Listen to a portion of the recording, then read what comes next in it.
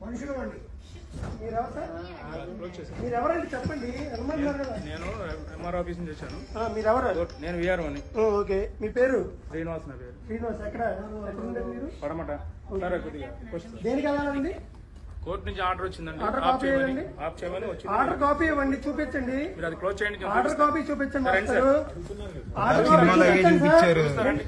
కాదండి, మేము డబ్బులు పెట్టి సినిమా టికెట్లు కొనుక్కున్నాం. మేము ఎందుకు చూడకుండా ఉండాలి? కోర్టు ఆర్డర్ ఇచ్చింది, ఎప్పుడు ఇచ్చింది అన్ని మాకు చదివి వినిపించండి, చూపించండి ఒకసారి.